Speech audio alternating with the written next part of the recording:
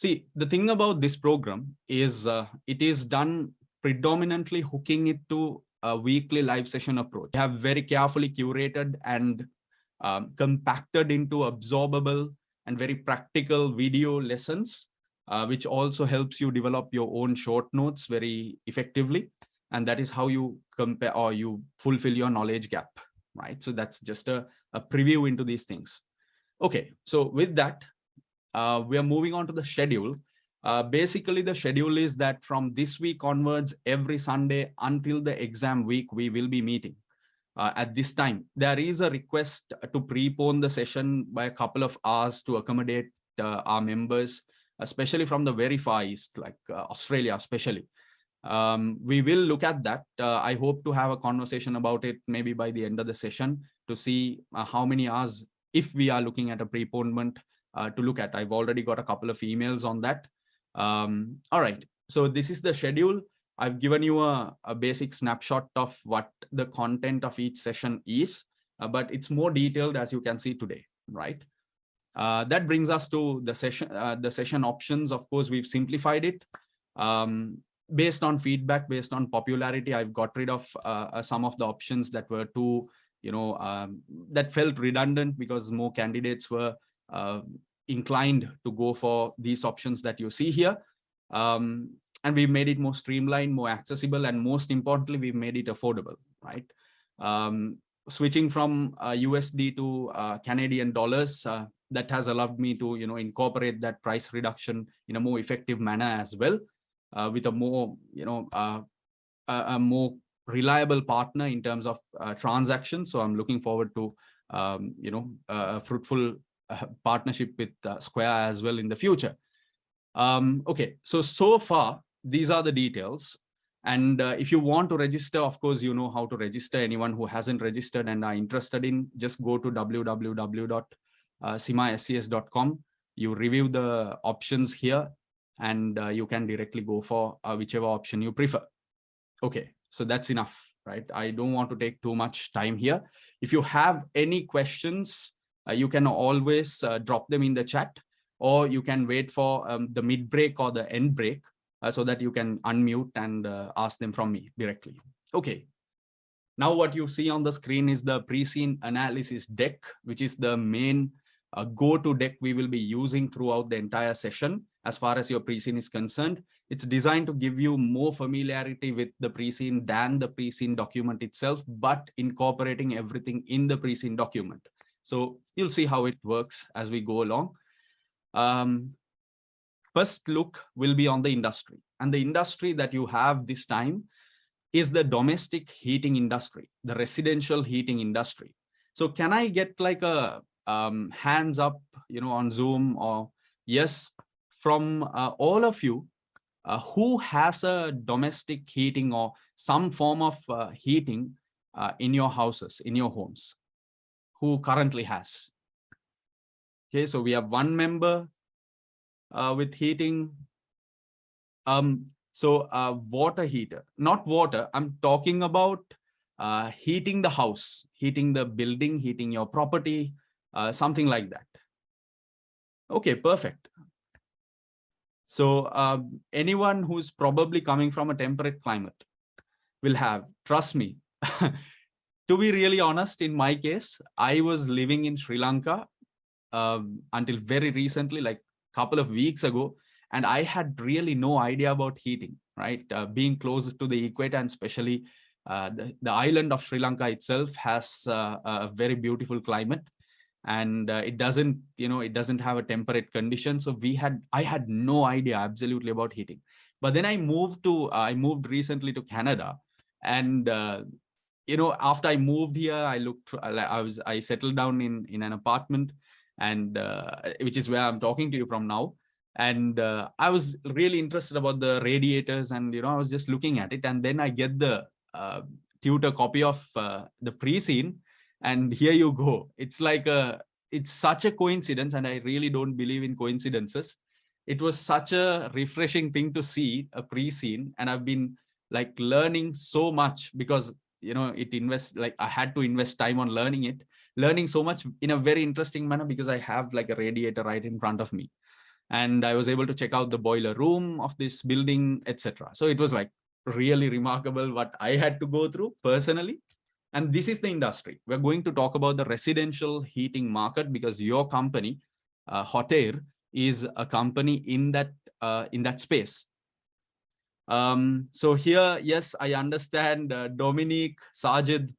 I agree with you. I relate to you. Until recently, I had no idea about domestic heating. We had no requirement, no need for it. Well, life. I hope you'll, well, it depends on whether you prefer cold climate or not. Inshallah, let's see. Okay, so why is residential heating important? Basically, it's because, so I'm not going to read all of this in your slides. You can read it. I'm just going to explain basic essence of this. You can download it and read the whole thing. You'll see how it builds your knowledge as you go along. The idea of residential heating is to keep rooms comfortable in terms of warmth, and also to prevent dampness by condensation, right? It happens, especially dampness, you would have seen sometimes in apartment buildings, if you have like washrooms, one above the other, and there's a leakage or something, you'll notice dampness, and heat actually regulates that and helps manage that. Ideally, we are looking at central heating systems, and that's a concept that you have to understand in a sense, very simple. Think about an apartment complex. A central heating system would be where the source of heat is one. There's a single source of heat, but the heat is distributed toward the entire building. So if you have a house with like 5 rooms, then if the source of the heat for the whole building is one place, is a single source, then you would call it a central heating system. And generally, most common sources of heat are known as boilers and heat pumps, which is what we will be learning. Now, those of you who are familiar, who are in the UK, who are in temperate zones, you would probably have a better understanding about this, and things will hopefully be clearer to you. But for the others, it will be a new experience. So I hope that you take it very, in a very interesting way. We've got like a small science class today as well. So these are just a couple of images of what a boiler room or what domestic heating or boiling mechanism looks like. You have a few components here, which I will explain as we go along. Essentially, see, heat is essentially a product of energy, right? You have to start or spark some kind of energy reaction to generate heat, right?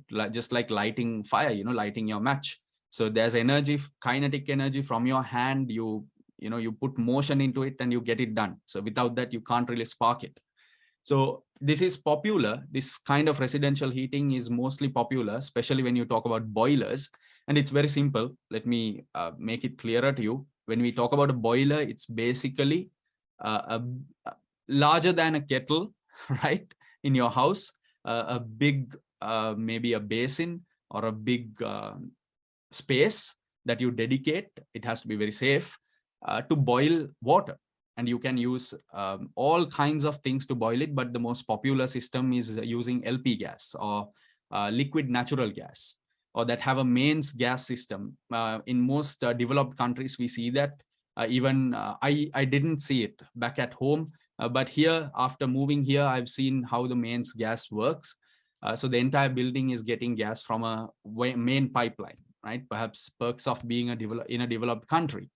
The boiler heats water by burning the gas, obviously, and the hot water is then pumped throughout the building. So because the water is hot, it basically warms the environment that is around it. Very simple mechanism.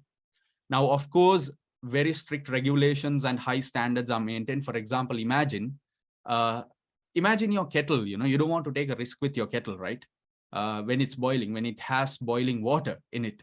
That's the same concept. These boilers have to be like really, really high in standard. The material that you build the boiler with, it has to withstand high temperatures.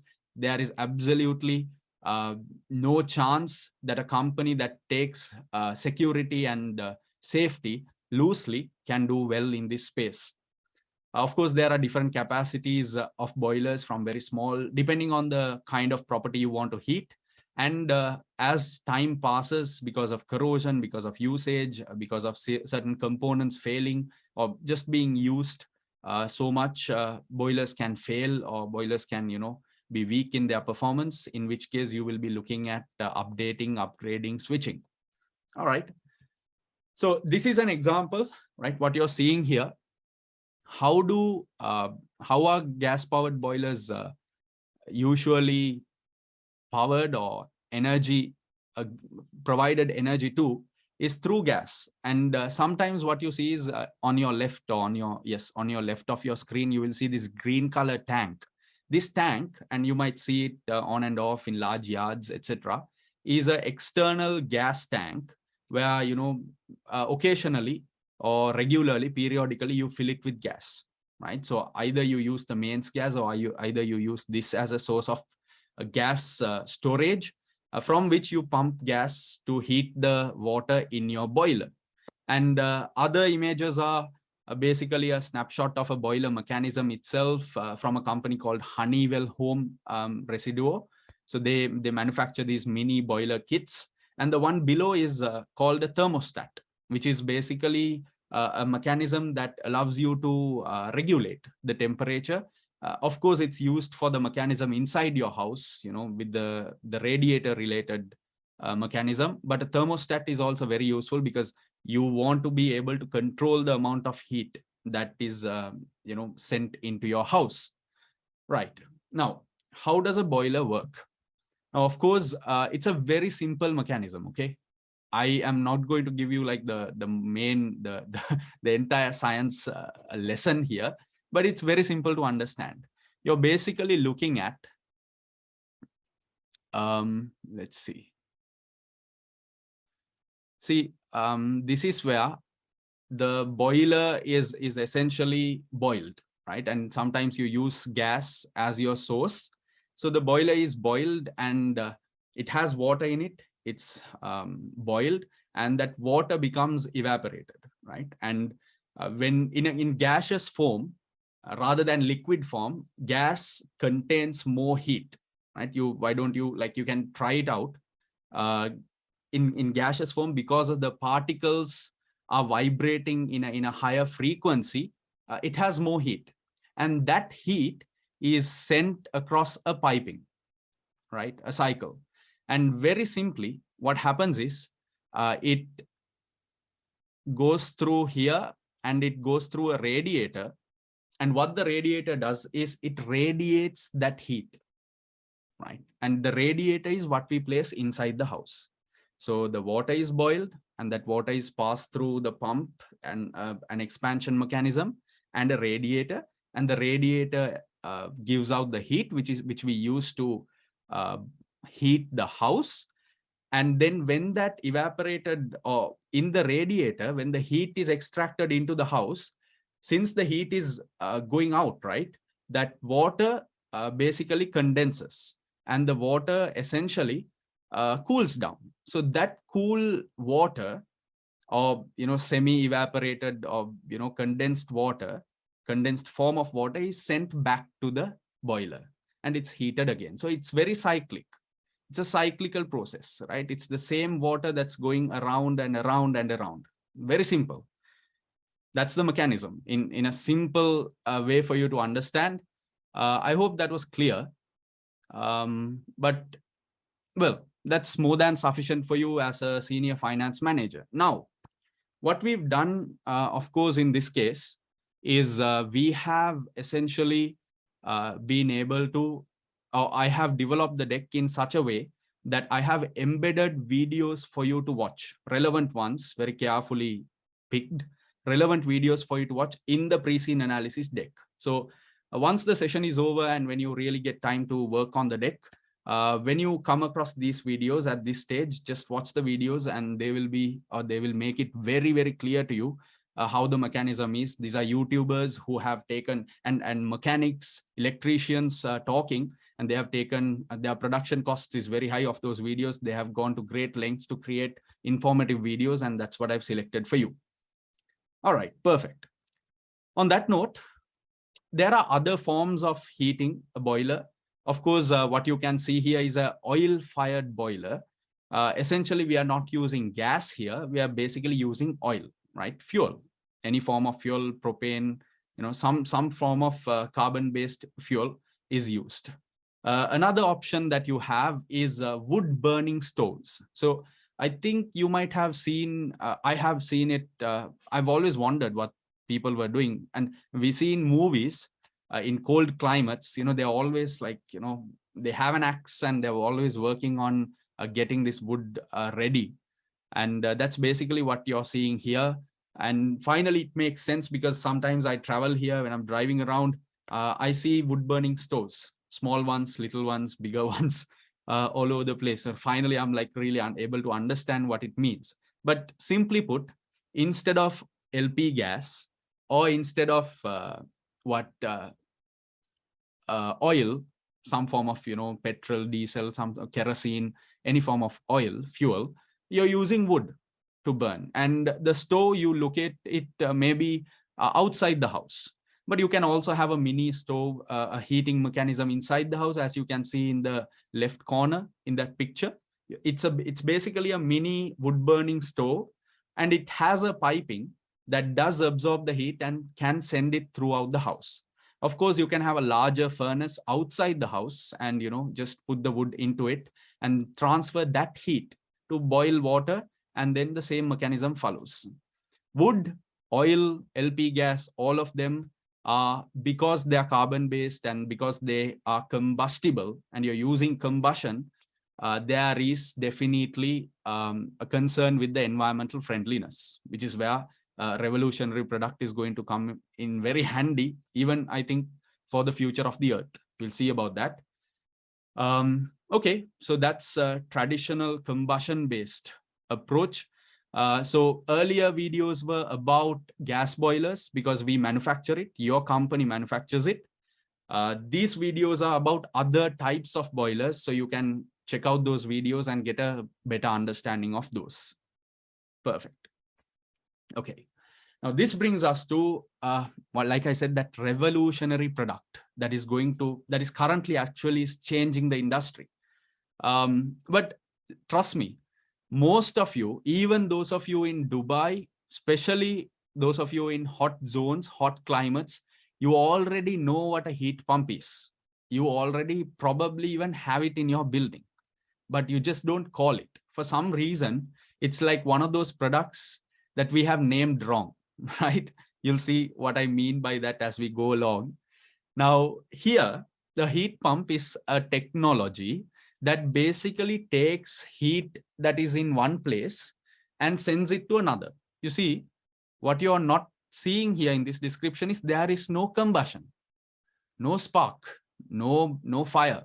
It takes the heat in one place and sends it back to another place. That's what heat pumps do. It pumps heat from a place which is hotter to a place that is colder. It uses a number of physical laws.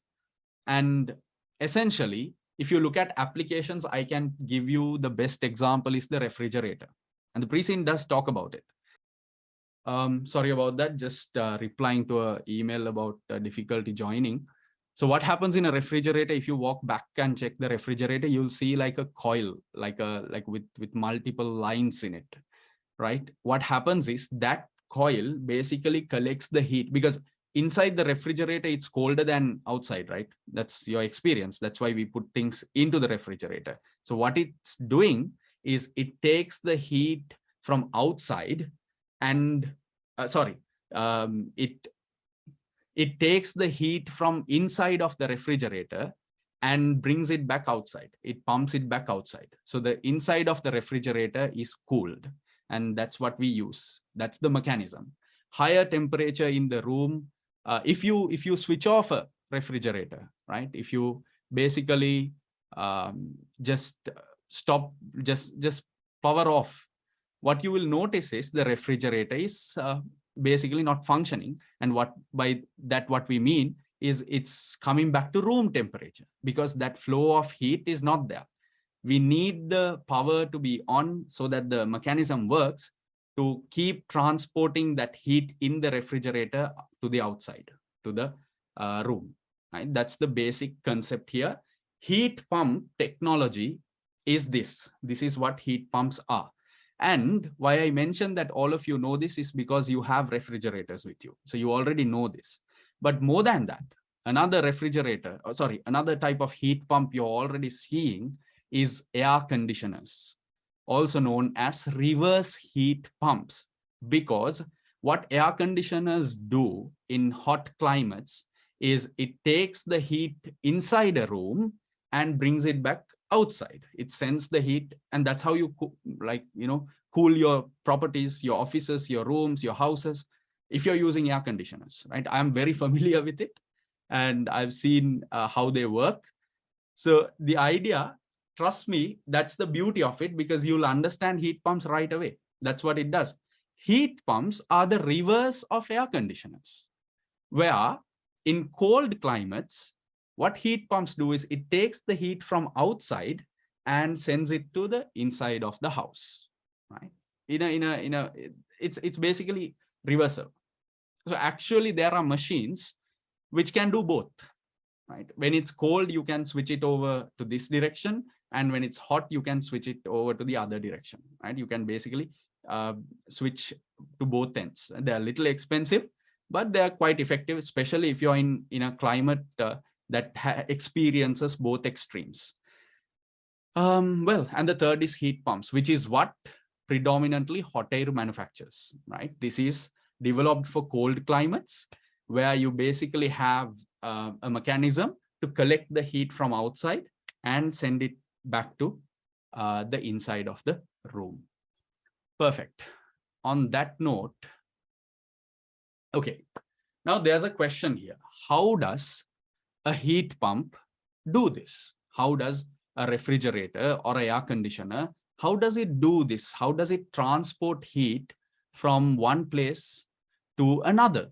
The component, or actually the chemical that is used to do it, is a chemical which has a very, very low boiling point, right? It can absorb a lot of heat.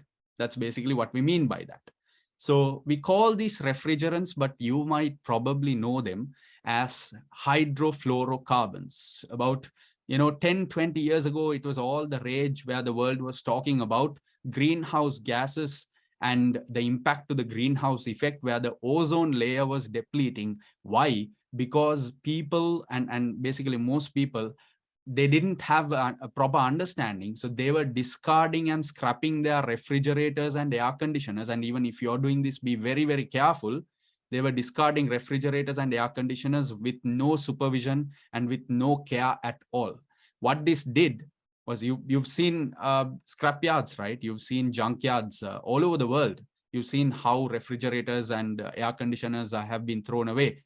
And when we do this, the refrigerant, or the HFC chemical, is basically released to the air. The moment in liquid form, the moment it's open, it's exposed to the air, it becomes evaporated. It just is gone out. And it is one of the most harmful gases to the ozone layer, which protects us from the very, very high amount of heat from the sun. In fact, one of the biggest reasons for current global warming that we are seeing is what happened, over the past 2-3 decades, with this very careless scrapping and just a very careless way of handling refrigerants, which are in refrigerators, air conditioners, and now heat pumps. Now, of course, let's see how a refrigerant is used here. Now, this is the image that is given in your pre-scene, right? How exactly this works.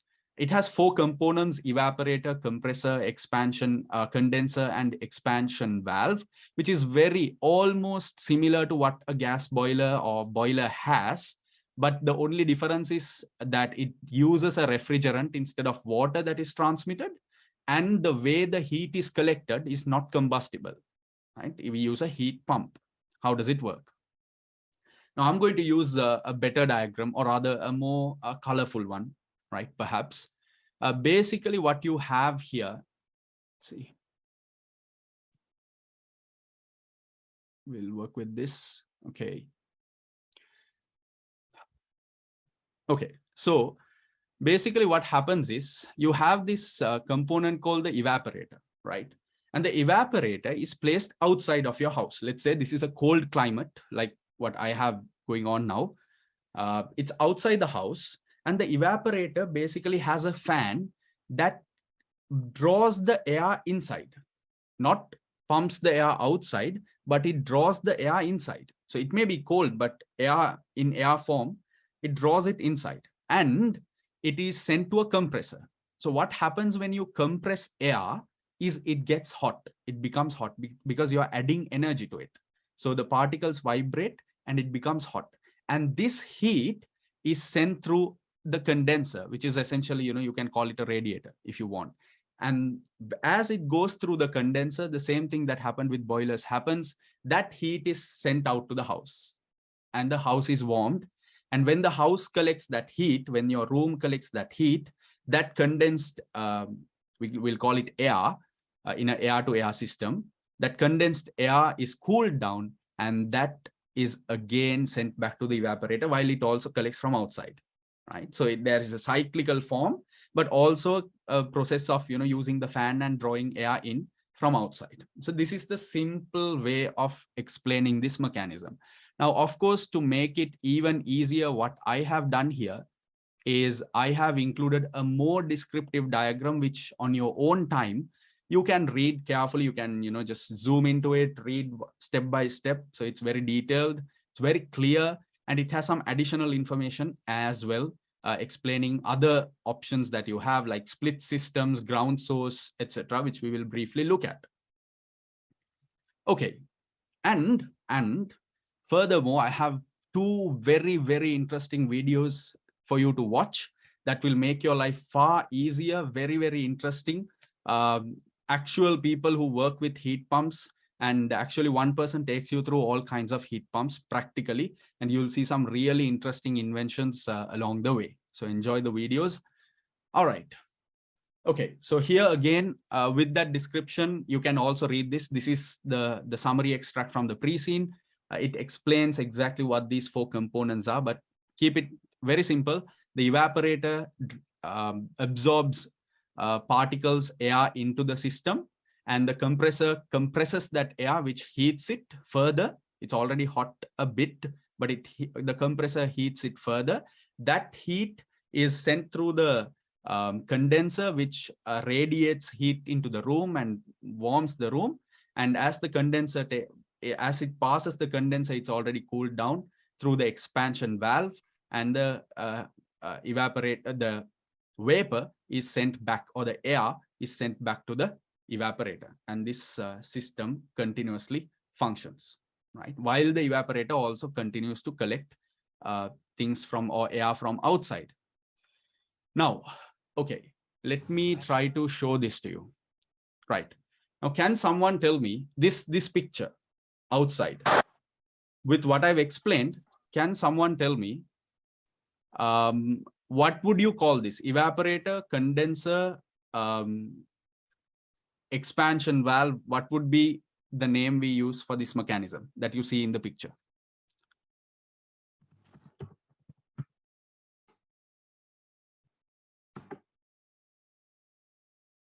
Perfect. That's it, right? So those of you who are familiar with air conditioners, you're basically seeing the evaporator, but working in reverse. It's pumping heat from the room to the outside, right? That's why in those climates, even in Dubai, Asia, Middle East, you walk outside a evaporator, you're basically getting a blow of heat, right? And it heats. It's a big issue actually in these cities. It's one of the biggest reasons why Delhi, as a city in India, is very, very hot, because of the number of air conditioners they use. And the irony is, the more air conditioners you install in a city, the more it gets hot, and the more that you need. It's like a ripple effect. The more you install, the more you need to install more, right? It's unimaginable how we've misunderstood the workings of nature. Anyway, thank you so much for all your responses. I'm glad that things are clearer.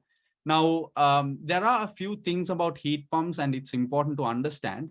But points to note, one is linked to the mechanism, so you can read it on your own. I'm not going to take a lot of time there, but here, there are mechanisms of heat pumps that can do both. So you basically heat a building during winter and cool it down in summer. And heat pumps, though they cost less to run, so in the long term, they are more sustainable, they are more cheap, and they are more effective, because 3 kilowatts of heat energy can be, for every 1 kilowatt of energy you input, you can get 3 kilowatts of heat energy, right? Because of the vibration. But the initial investment for heat pumps are very high, right? It's a larger investment than boilers themselves.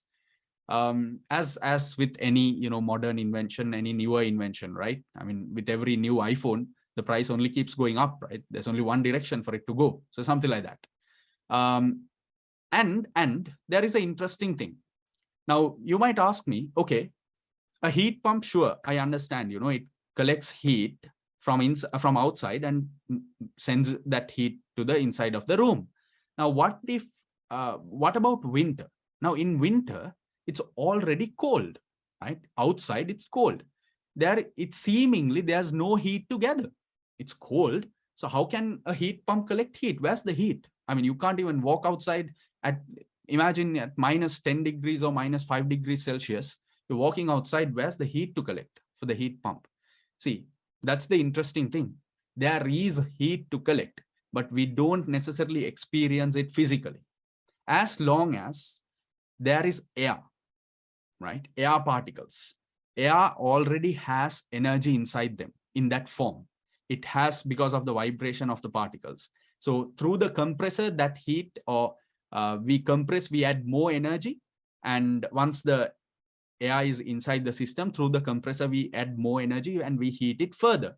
But unless it is absolute zero, which is about minus 270 degrees Celsius, in the form of air is always something that has heat in it, even though we may not be able to physically experience it. Further, of course, in addition, you might have to take care of your evaporators outside the building during winter. We will see a few pictures of mechanisms. Sometimes they just place it in a bigger height, because you don't want to flood the evaporator with snow. Further, when you install, maintain, and replace, you have to make sure that refrigerant is carefully managed and that it's not accidentally released. It's one of the most harmful things you can do to Earth. And also, of course, you can recycle the refrigerant. You can reuse it even with refrigerators, even with air conditioners. And that's what mostly people nowadays do. Okay.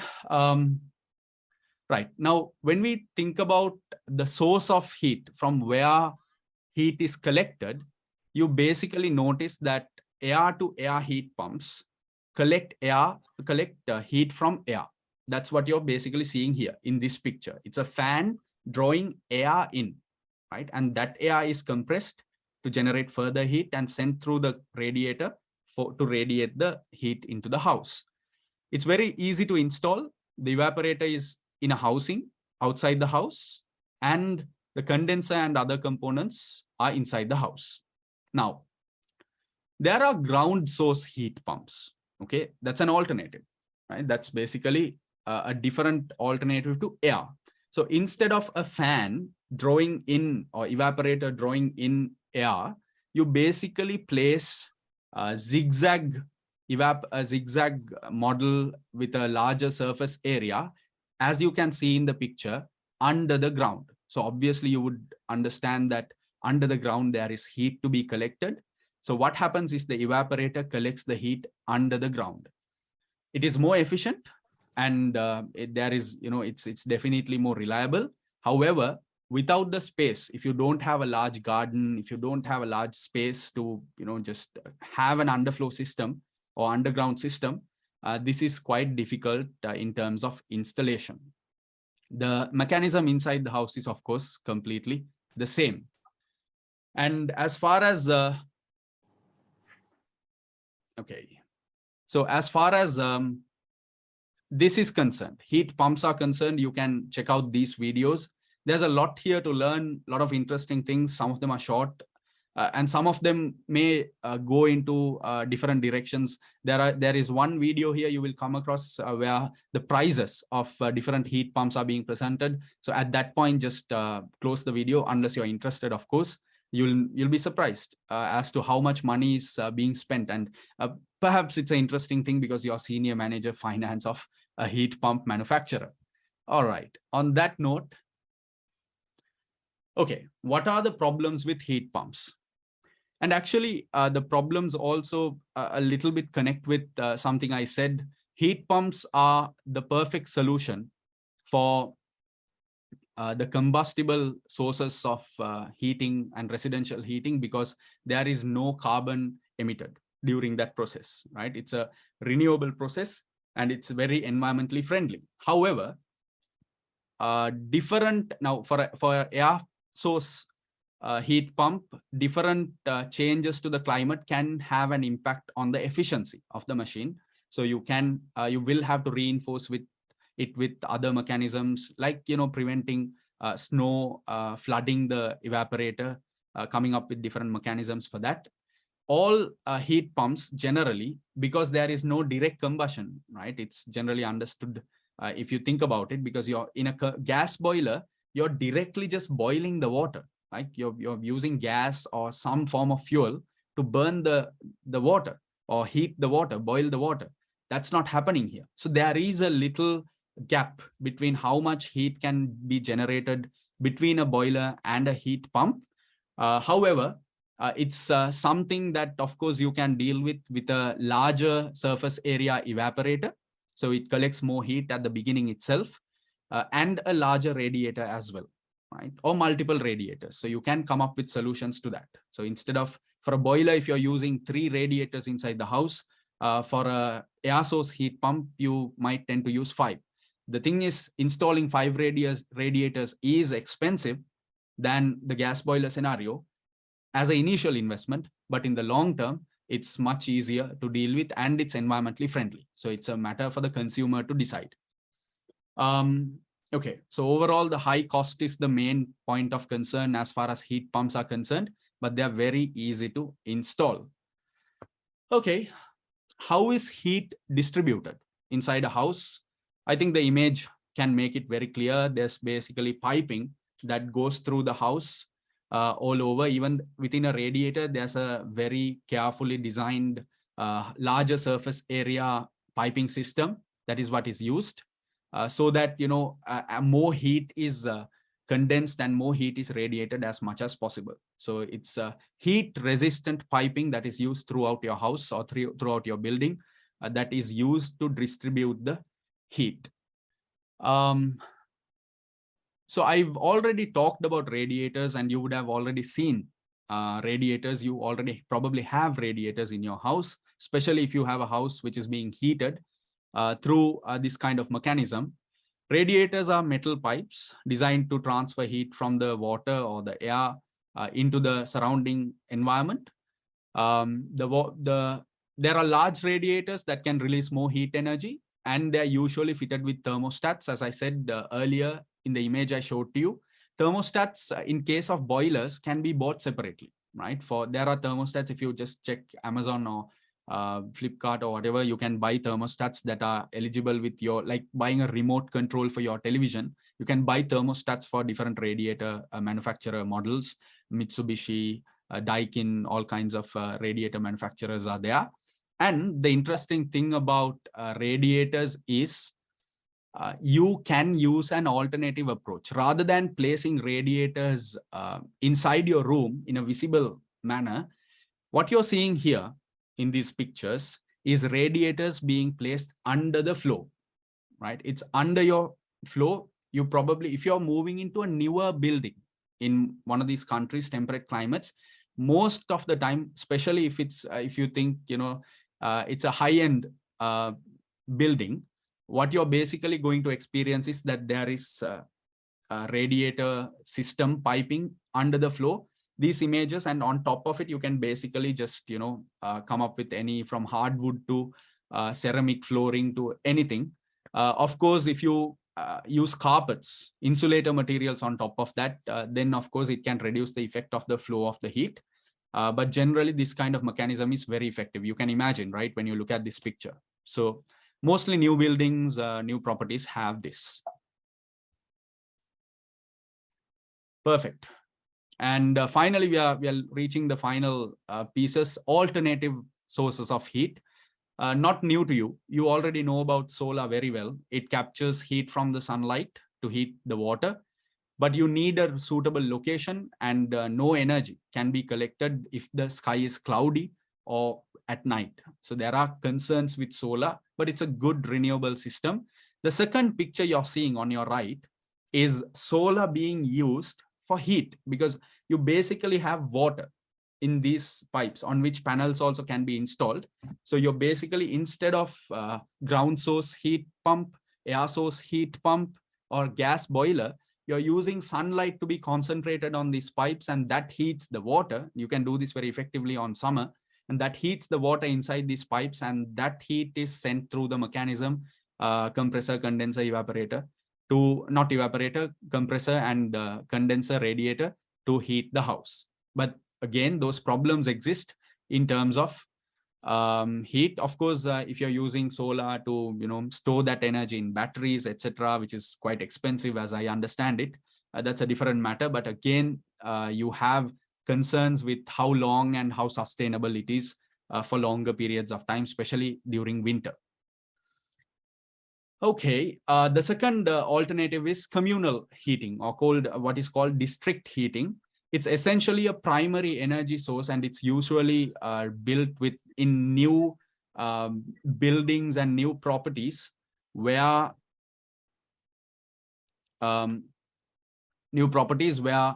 governments are developing maybe low-income housing, where a central heating system, but for the entire district or for the entire block, is being used. Mostly biomass which is manufactured through waste material, is a very popular source of heating for these kind of heating systems. We basically have the same mechanism. There's a central furnace, a larger one. You burn the fuel, whatever fuel you can use. It can be waste forestry wood, agricultural residue, wheat stalks, household waste, whatever you use, you generate heat. And because you're developing it as a community, at the outset, at the initial stages itself, you have built the piping to take care of it. So it's a central heating system, but it's more wider, it's more expansive, and the heat is designed to reach a bigger area, bigger number of people. But you can see how practically that can have problems, right? Especially with these kind of matters. Unless the government is very meticulous, very organized, and very much caring for the people and maintain the highest standards possible, this would be a mechanism, of course, that can face its own problems. It's very popular in locations that can have cheap fuel sources nearby. That brings us to electric. So I think maybe some of you might have electric heating mechanisms in your houses. What you can see here basically in these images, it's basically high resistance wire that is inside. I think in a sense what electric ovens in the past, and not microwaves, but electric ovens and basically different mechanisms where there is high resistance wire, the coil which turns bright orange or red. That sort of mechanism is used here, and it's portable depending on what size you buy. You can have stationary systems as well. It's very easy to install. It's very flexible. You can switch on and off. You can manage the temperature, and it's very convenient, but it does consume electricity. So unless electricity itself is not generated from a renewable source, you're looking at, again, some form of carbon emissions that you're contributing to. All right. Okay, so that marks the end of the first portion. And the objective of this first portion, basically what we were trying to do was to understand especially domestic heating and the two main modes of heating, boilers and heat pumps. I hope you have a good understanding, but trust me, You can download the deck and you can go through it in detail. It will take 2 to 3 hours, and with the videos, maybe 3-4 hours. You can separate it to a couple of days. That will give you everything you need to know about it. And why it's important is because boilers and heat pumps are what you're manufacturing. Hottayr mainly manufactures boilers and heat pumps. It's very important that you have a good understanding about it, right? Okay, then. So that brings me to the week 1 study plan. The members who are joining the session, depending, it doesn't matter whether you go with which option, coach, mentor, or self, depending on whichever option you choose, but all options have complete access to the content. The only differences are with live session access for self and the mock reviews and the personalized mentoring, which differs with mentor and coach. So that's how you access the drive. You can just go to www.cimascs.com and choose which option you want to follow and get access immediately. That brings us to pre-scene analysis part 2. So now we are going to get a little closer to home, right? And by home, I mean Noland. Okay, right. Now, a few things that you have to understand as far as global sales are concerned, right? So we are slowly getting closer. As I said, we'll start with a global picture. Boilers are declining in popularity because of all the reasons, mainly the environmental unfriendliness, right? Combustion, carbon emission, global warming, all kinds of things, right? Everest is shrinking in its height, etc. Consumers are reluctant though, because the switching cost is very high. There is a significant investment involved. And they tend to often replace older models with newer ones. Older boilers with newer boilers because they can use the same system inside the house and just replace the boiler component, right? If it's torn out, worn out, etc. Because you don't have to replace it. But if you bring in a heat pump, remember I mentioned that a heat pump has a slight gap with the amount of heat it produces. So you might have to install better radiators. You might have to install multiple radiators, for example. You might have to change certain, the expansion valve, increase the capacity of those. Now, those can be very expensive. So it can be a slight issue there. And even we might, think about it twice. We might think, let's just go for the boiler now and then, we'll save up some money and do it later, and then it'll never happen. You know how these things are, right? Consumers, demand for boilers, but they are expected to decline rapidly in the next few years because countries, governments, corporations have net zero emission targets.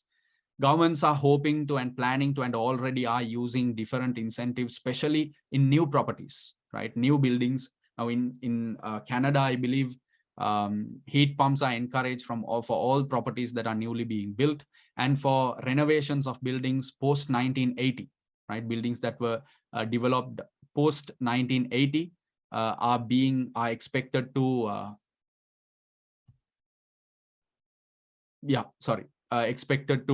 install, or in the renovation process, if they are doing a central heating related renovation, to install heat pump related or more renewable mechanisms. It is anticipated that after all this, there will still be a market for boilers, but a very residual, very small one, right? For consumers who have limited capacity. With that, if you look at global sales for residential properties in terms of the revenue by type of heating technology, very simple understanding that the pre-scene expects to give us is that in 2015, gas and oil boilers were more than 50%. But by 2030, the forecast is that it will fall to nearly like 5% or 10%. Whereas in contrast, heat pumps, which had like a very small percentage, is expected to grow to nearly 50% by 2030. So you can think about the demand dynamics of your business, right? There is a snapshot of current revenue breakdown for heat pumps and boilers in your pre-scene. You can think about how it is going to move. That will help you establish a better understanding in terms of the future. When you think about futuristic decisions, especially strategic co-activity A and B, right? Strategy and ecosystem related questions, All of them will relate to the future of the business, the sustainability of the business somehow. So in those cases, this is a factor you will have to keep in mind whenever you try to write an answer. On that note, let's see. Other sources, if you think about global sales of other sources than boilers and heat pumps, heaters and electric heaters and solar thermals, yes, will be used, but on a supplementary basis. If mains electricity is renewable, sure, like I said earlier, then electric heaters will be fine. And renewable energy adoption is definitely going to boost the sales of heat pumps.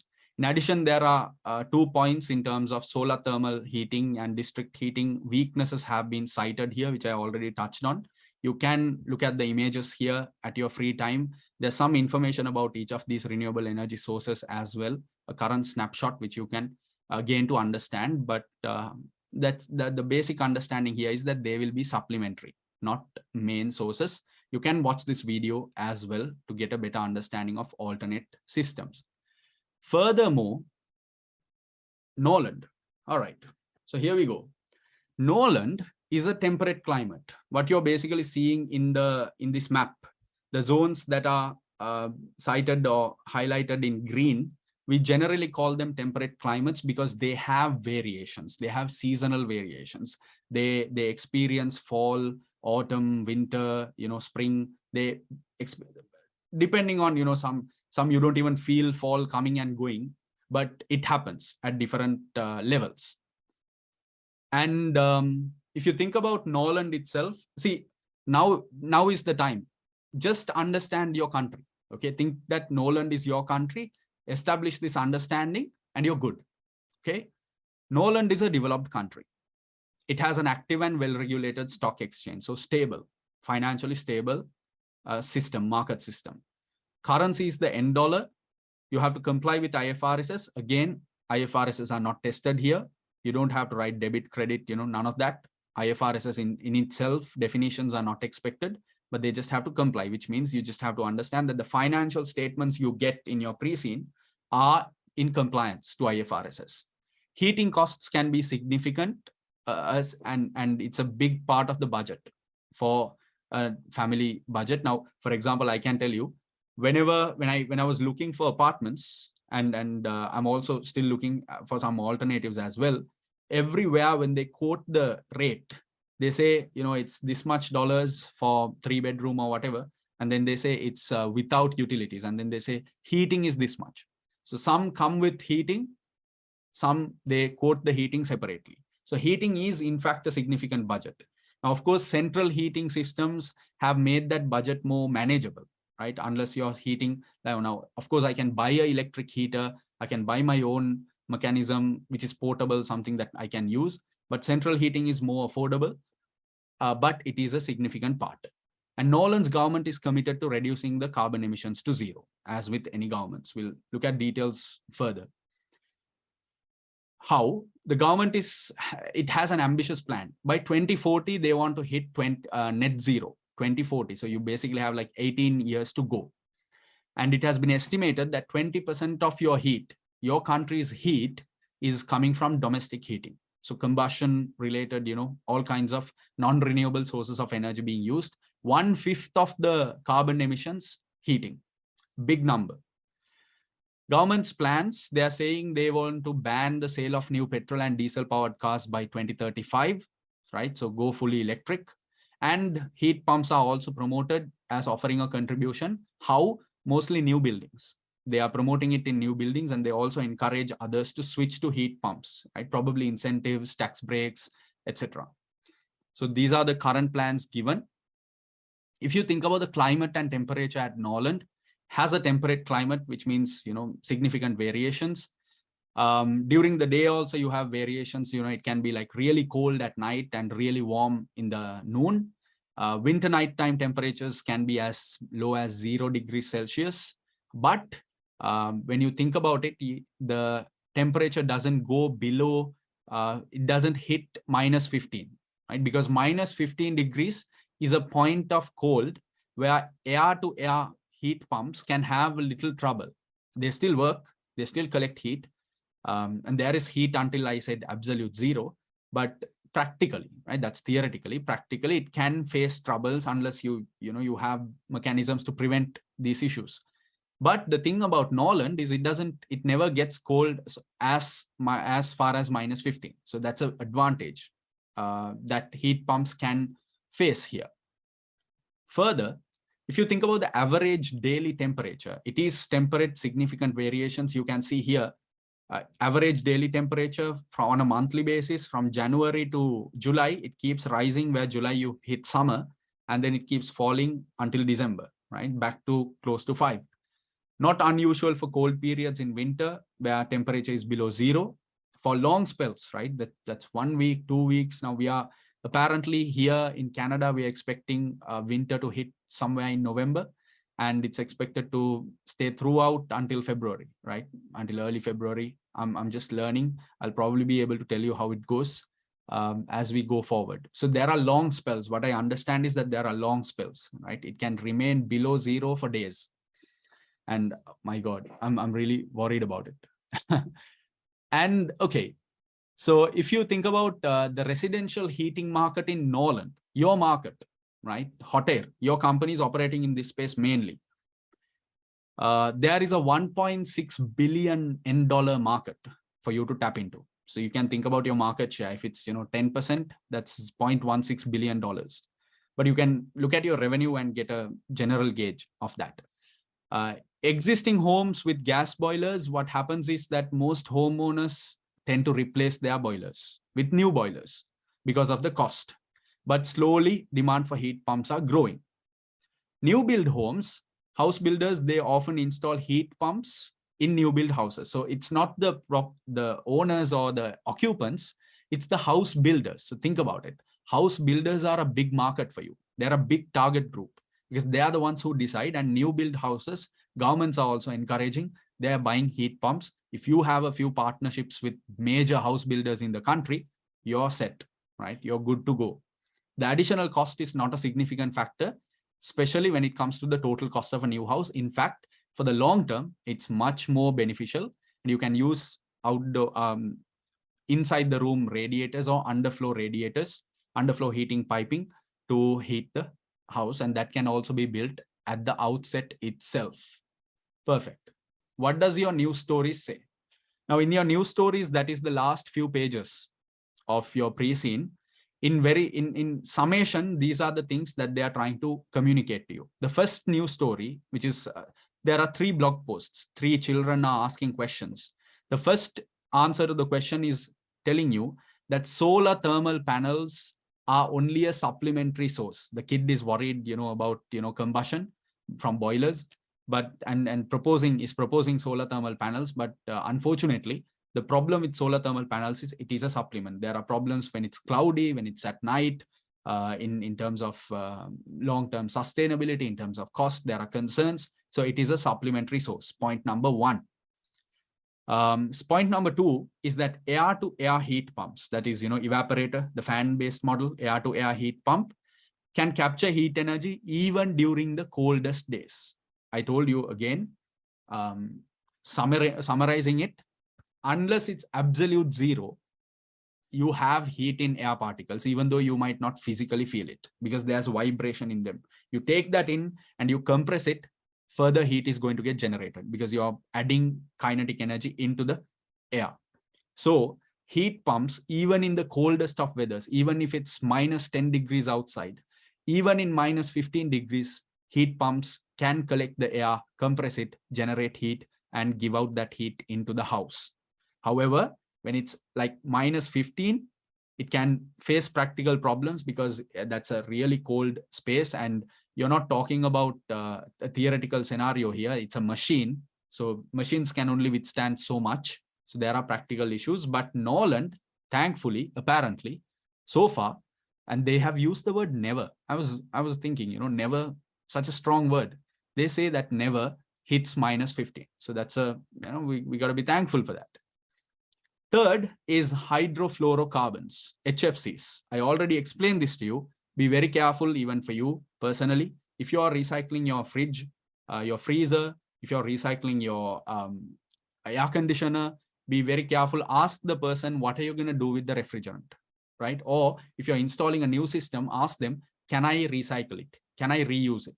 They might charge a little more, but that might be actually a good thing, because you never know what they might do and how they might be scrapping. But now, of course, I think in major, especially in developed countries, there is very, very strict regulation in discarding and disposing any machinery that uses HFCs.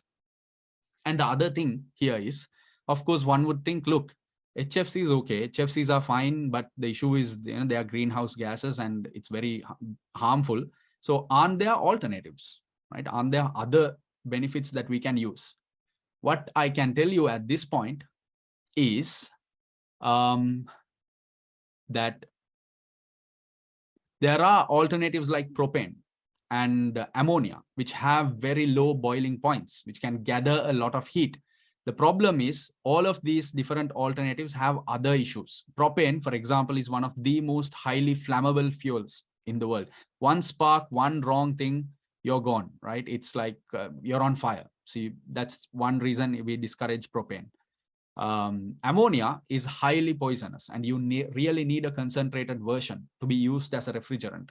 Now, at highly concentrated forms, ammonia is extremely poisonous, right? Extremely harmful from a physical sense. Dealing with ammonia, if there's a leakage, all kinds of issues can come up. So HFCs have been deduced as the most effective one to use, and it can be manufactured, it can be synthesized mechanically to reduce the boiling point further with various combinations of chemicals, which you saw in the picture. You saw different colored gas tanks. However, the harm exists, and you have to be very careful with the recycling. Perfect. So that's Noland, right? If I ask you, I'm sure you have a good understanding of Noland now, right? How the government is very caring about the environment, 2040 net target, carbon emission 0. That brings us to Hottayr.